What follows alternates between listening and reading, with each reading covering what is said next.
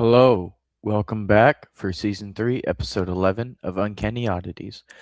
What is time? So, I wanted to go ahead and start this off before I get into all my ranting and all that nonsense. Let's go ahead and start off with a grounded view of what time is considered in three different categories. First, we'll go with the philosophical view. Philosophers like Immanuel Kant have argued that time is a mental construct and it simply helps us to understand change in events.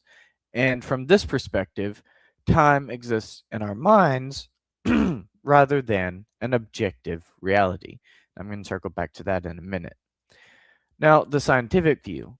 In physics, time is measured and can be quantified in various ways, which, let me inform you, we have simply invented. We made all these measurements up, whether it's seconds, minutes, days, hours, years, weeks, months, whatever.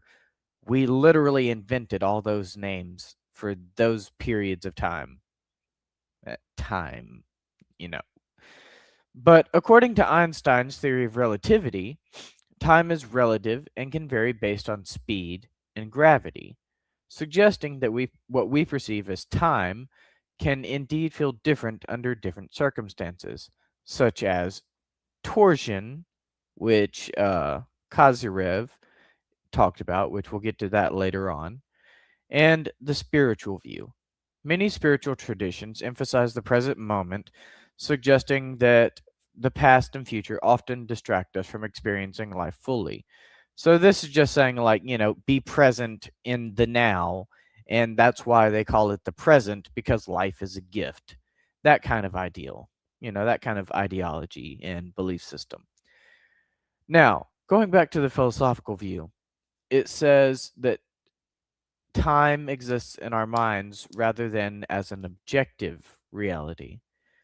I just wanted to point out there is no such thing as objective reality because every single thing that we see on a daily basis, every single thing that we have ever experienced is interpreted through our senses and filtered through our brain before we actually experience it. And our brain and our senses, once it gets to our brain, it processes what our senses perceive and it filters that through our past experiences and memories throughout our lifetimes, which is different for each individual person. Therefore, different people experience different things, and scientifically, reality as we know it is subjective, and no human being, as far as science is concerned, no human being has ever nor will ever experience true objective reality. And we could get into a whole thing on that with electric universe theory, but I'm going to try to keep things mostly on topic. So that is something that I find very interesting is how we literally invented everything in relation to time. So let's go ahead and get into Kozyrev, okay? The Kozyrev mirror, very interesting to me. I've been studying this for months now, probably close to a year, and this is very interesting to me. So basically, what it says is that his name was Nikolai Kozyrev. He was a Russian astrophysicist, and he suggested that time might be a physical entity that could be manipulated, and he conducted experiments involving mirrors and their effects on time perception. So basically, he thought that time was fluid and could be manipulated, like we could move through time under the right conditions. So he invented what he calls the Kozyrev mirror, which, keep in mind, was classified by the Russian government. So take that as you will. But basically, the mirrors are typically concave, often made from materials like aluminum, and they were arranged in specific configurations to amplify energy fields. So they were typically arranged in a spiral pattern based on Fibonacci numbers. I'm not going to be vague. I'm going to tell you what it is. I don't know the exact measurements, but it was based on Fibonacci numbers, like the Fibonacci sequence, and it was supposed to be in a sacred geometrical spiral. And that was part of what would amplify the energy fields and help you understand, what was going on and how to travel through time. Supposedly. Supposedly. Don't want to get in trouble with YouTube for spreading misinformation. Don't want that. So that was the physical design. And his idea was he believed that these mirrors in this particular design and pattern could manipulate time and space, allowing for communication with different dimensions or forms of consciousness. Because supposedly, when he first discovered this, he was basically looking into a mirror in his own that he had built, and he supposedly went back to when he was about 5 years old and saw himself and had a very strange experience. And then once he started to realize that it was him at the age of 5, he kind of got snapped back into reality as soon as the younger version of him turned around and looked at him. He kind of got snapped back into modern time, is how the story goes, supposedly. So, he believed that this was a way that you could interact with consciousness at different forms of time. And that kind of makes me think of the multiverse theory, because in the multiverse theory, they suggest that, at some points, because it's an infinite number of possibilities, so they suggest that at some points, you might actually be able to have universes that are at different points in time.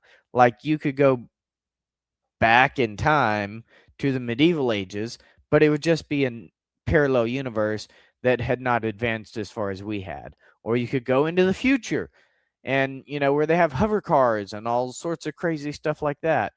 But it would actually just be right now, the present, but in a parallel timeline where they didn't fight with each other. They weren't so divided, and they actually, worked together and had an interest in learning, and, didn't get all greedy with money and didn't worry about their ego, and they were actually able to, cohabitate and work on things more important than, what we do now.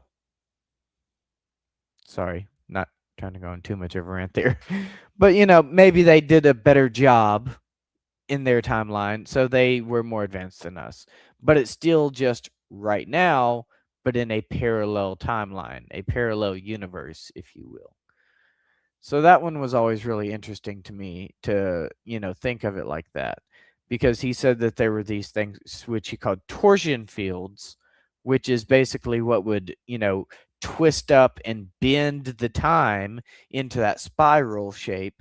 And that was what would allow you to travel through time, uh, because of Einstein's theory of relativity. He actually used that, and it worked together with his Fibonacci sequence spirals. It's a lot. Yeah, there's a lot to this. Now, there are also stories, in addition to time travel, there are stories about beings called observers who warned them that they are entering the mirror realm far too much, and it started to become dangerous, because once Kozyrev, had all this, of course the government wanted in on it. So they, got some Kozyrev mirrors as well, and they started working on it.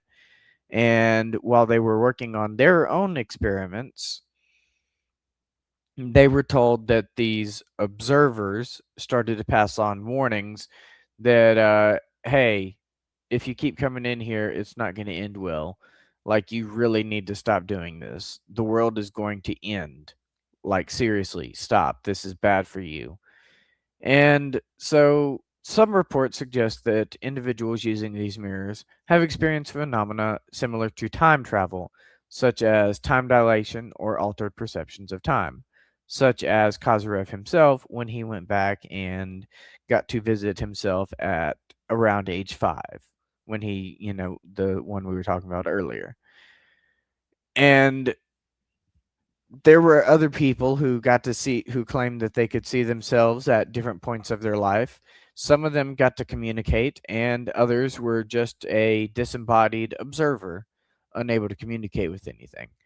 Now, digging a little deeper into their supposed contact with these entities known as observers, there were stories abound, many, many stories, of people claiming to have encountered entities which they refer to as observers, who are thought to be other dimensional beings or aspects of consciousness that exist outside of conventional time. And to take it a step further, some people even have the idea that these observers exist outside of time for the sole purpose of watching over humanity and trying to make sure that they don't destroy themselves. And when humanity gets a little too close to self destruction, these observers decide that it's time to interfere. Not in a negative way, but they feel that they must pass on messages to other people in order to help them at least minimize, if not stop, then at the very least minimize the damage done by the rest of the world. And those people, the ones that come to help and try to minimize the damage, they are known as observers, and they're simply here to help.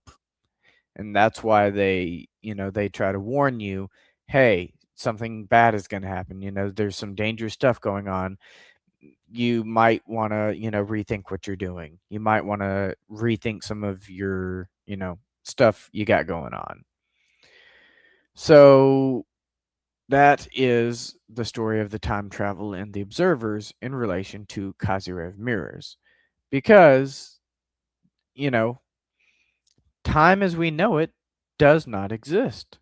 Like I said earlier, seconds, hours, whatever, we literally just invented all these different words to explain different amounts of time.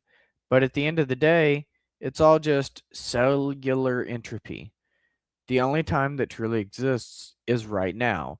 And I don't mean that in a spiritual way, like, don't think about the future because you're not living your full life or anything like that. I mean, literally, scientifically, the only time that exists is right now. There is no past, there is no future. There's only now. And as we continue to exist, our cells in our body start to entropy. And eventually, after enough, time, our bodies will start to decay.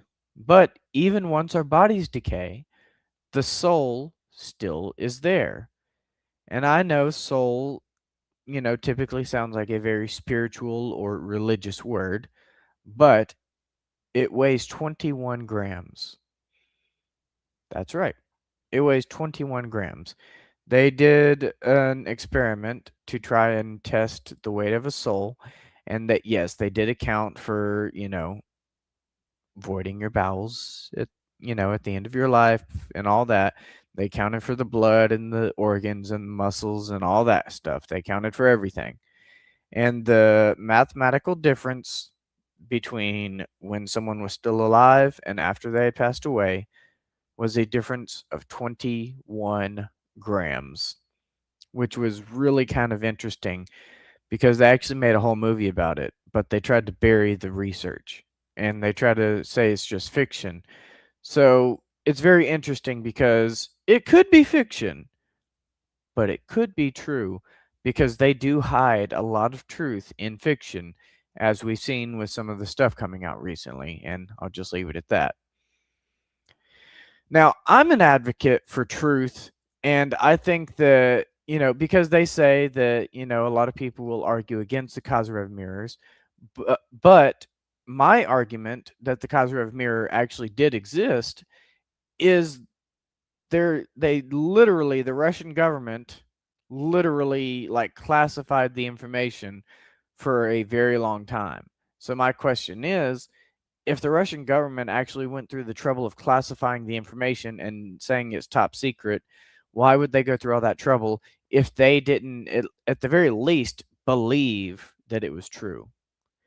And then you got to be cautious of the placebo effect and the law of attraction and people's beliefs, because beliefs can be incredibly powerful. And I truly, genuinely believe that they can actually shape your very reality if enough people believe in the same thing. As I always say, the truth is whatever 51% of society believes.